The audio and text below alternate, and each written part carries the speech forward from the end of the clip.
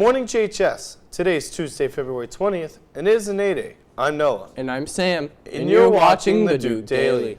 This week we are celebrating FFA Week. Join in with the chapter and participate in FFA Spirit Week. Today is Career Day. Dress up as your favorite agricultural career or any career you choose. Tomorrow is Flannel Day. Dress up in your favorite checkered shirt. Thursday is Camo Day and the judging of the muddiest and cleanest truck contest. Dress up in camouflage or blaze orange. The judging of the muddiest/cleanest truck contest will be held during third block. The results will be announced Friday. Friday is Blue and Gold Day. Wear either blue, gold, or both to represent FFA. And now for a Harbor video. I'm Mike Smith, and you're watching The Harbor.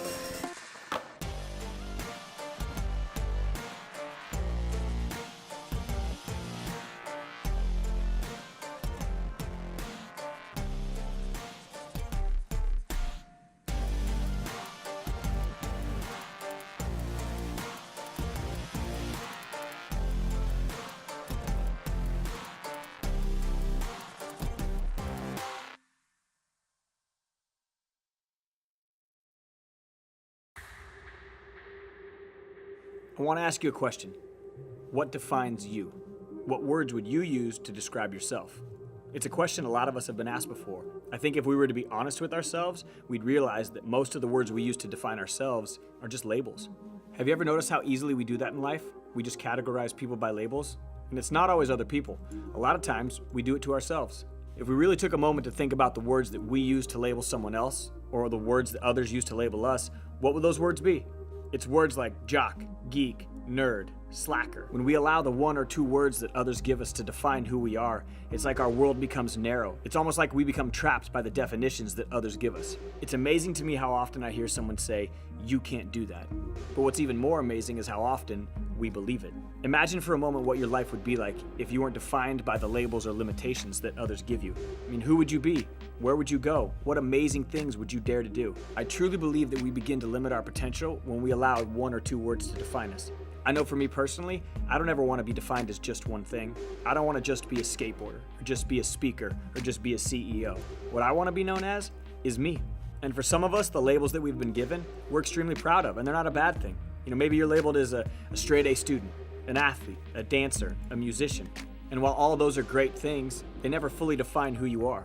You know, for most of you, sports won't last forever. At some point, you're going to play your last game. Who will you be then? And for those of you that get straight A's and have the best test scores in school, that's great, it's incredible. But who are you when there are no more tests to take? Who are you when there are no more papers to write? I fully believe that human beings aren't defined by the shirts that we wear, the part of town that we grew up in, the sports that we play, or even the mistakes that we've made. Those may be the labels that people give us, but that's not what defines who we are. It's our inner qualities and it's our character that define who we are. When you stop allowing others to define you and you choose to define yourself, that's when your real personal journey begins. I think it's so important for us to remind ourselves that we're the captain of our own ship. No one has to do this for us. No one controls your future. No one controls your identity. No one can tell you who you are. You have to do that. So many young people today allow one circumstance in their life to define who they are. It's one bad test score. It's one bad breakup. It's one missed opportunity or one poor decision. I promise you, you're not your mental health diagnosis. You're not even your GPA or your test scores. You're not the sports that you play. You're not the breakup that you went through. You're not the wrong part of town that you grew up in. You're not the makeup on your face or the clothes that you wear to school. Every one of you is defined by something much greater than that. So here's my challenge to you. Dare to be clear in your identity. Dare to be clear in who it is that you want to be. Don't let others define you by your reflection or your failures and successes. Don't let the world define you. You define you.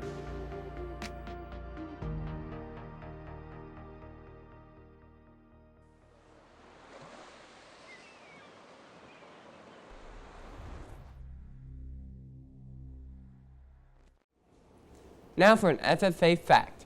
Did you know that today's FFA helps members prepare for careers in agribusiness, agri-marketing, science, communications, education, horticulture, production, natural resources, forestry, and many other diverse fields? Stop by the FFA booth at all lunches and purchase a raffle ticket to support FFA. This will enter you a chance to win an FFA gift basket. Tickets will be $1. If you participate in the Spirit Week, you will get a free ticket with your first ticket purchase. Now here's some quick news with Jamie. Thank you, Sam. And now to the news. Category 4 Cyclone Gita with max sustaining winds at 400 miles per hour with wind gusts at 170 toward the main island of Tonga on Monday night, February 18th, south of the capital in Nuku'alofa. Although there has no been confirmed deaths and 30 injuries, the storm's destructive path had destroyed homes, churches, and even the nation's Parliament House. Now moving on to a 7.2 magnitude earthquake which shook Mexico City last Friday, but not much damage was caused along with no deaths killed directly from the quake. This quake is considered a trembler caused by 2 quakes 5 months ago, with one being a deadly 8.2 and the other a 7.1 magnitude quake, killing overall 400 or more people in September. Now for the quick news on some of this week's sports, starting off with NASCAR's 50th anniversary. This race was different from the others with a new set record of 12 road cautions, but none of that got in the way from keeping Tyler Reddick from winning first place on the Daytona 500 race last Saturday. Also, Austin Dillon's won first place last Sunday at the Daytona 500 the following day. And finally, now for an update on the 2018 Pyeongchang Winter Olympics. Currently, Team USA's medal count is 5 gold, 3 silver, and 2 bronze, with 10 overall medals leading us in 5th place in the world leaderboard. Thank you. Now back to the desk. Remember to volunteer for Clean Gloucester Day, March 10th from 8 a.m. to 12 p.m. For more information, contact the Gloucester Clean Community at lbowie@gloucesterva.info. Now to celebrate Black History Month, here's a video highlighting an important figure in Black history. Nicknamed the Human Computers, Katherine Johnson, Dorothy Vaughan, and Mary Jackson were intelligent women who paved paths for aspiring African Americans in a time where discrimination was the norm.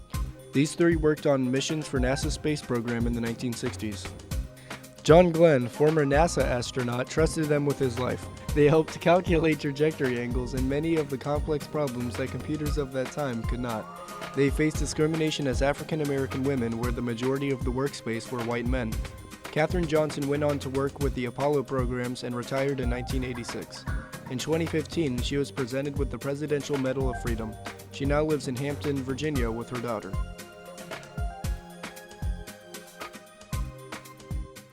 Wednesday, February 21st is Custodian Appreciation Day. Make sure to thank each custodian for their efforts to keep GHS clean. There will be a card for students to sign during all lunches. Hey Noah, what's the weather for today? Well, Sam, today's weather will be partly cloudy with a high of 74 and a low of 59. Wednesday will be partly cloudy with a high of 78 and a low of 58. And finally, Thursday will be rainy with a high of 59 and a low of 44. I'm starving. What's the hot plate for today, Sam? I'm glad you asked, Noah. Today's hot plate will be a pizza panini, a tossed salad, and an assortment of fruit and milk. Well, hot diggity. Well, that's all the time we have for today. Thanks for watching. Have a good day, and remember to Stay fresh, GHS.